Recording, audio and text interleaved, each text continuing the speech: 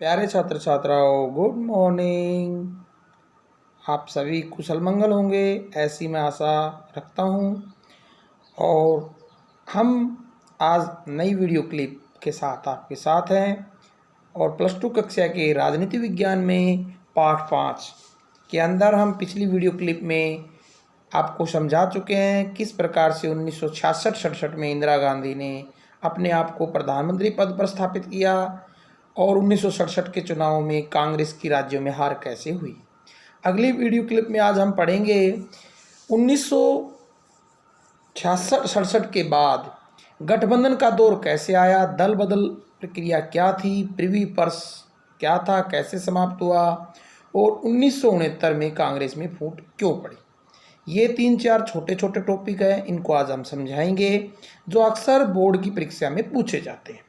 पहले हम लेते हैं गठबंधन क्या होता है। प्यारे बच्चों, 1967 के बाद चुनाव के बाद गठबंधन का दौर शुरू हुआ।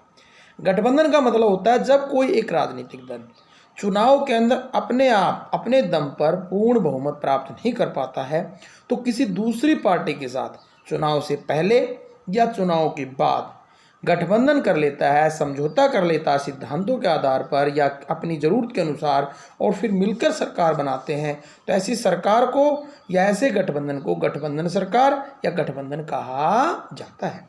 जैसा कि 1967 के चुनाव में विपक्षी पार्टियों ने कांग्रेस के खिलाफ किया था। इस गठबंधन में के कारण ही कांग्रेस पार्टी को 7 राज्यों में हार का सामना करना पड़ा पूरी तरह।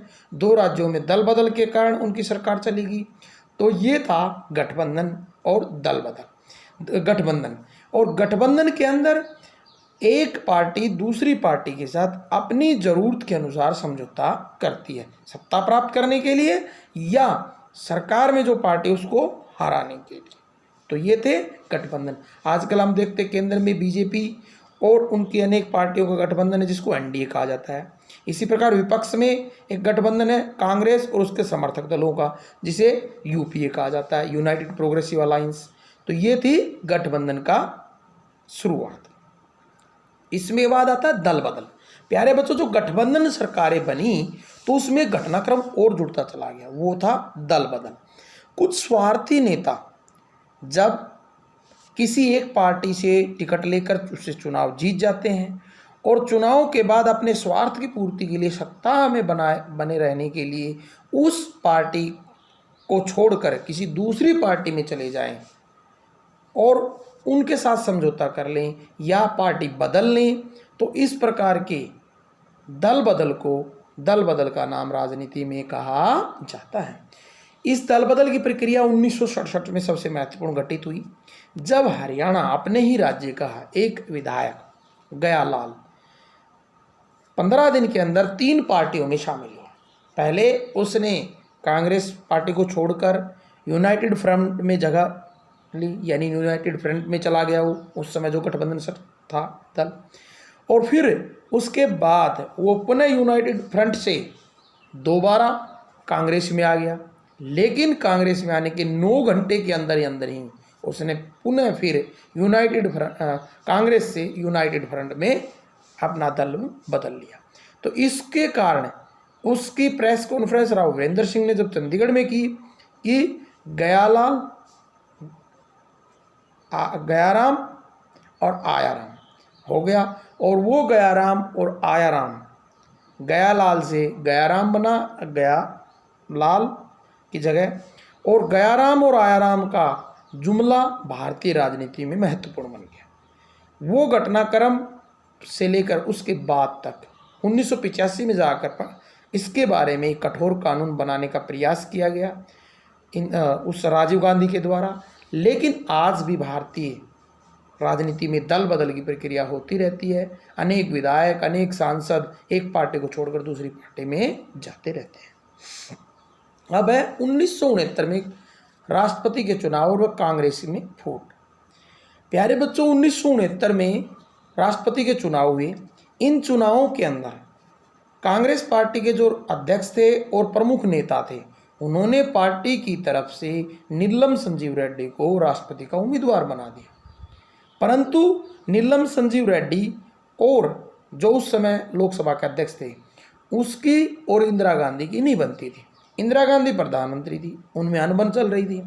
इंदिरा गांधी ने उसी समय वीवी गिरी को एक स्वतंत्र उम्मीदवार के रूप में राष्ट्रपति का चुनाव लड़ने के लिए खड़ा कर दिया और अपने सांसदों को आत्मिक आधार पर वोट देने का कहा।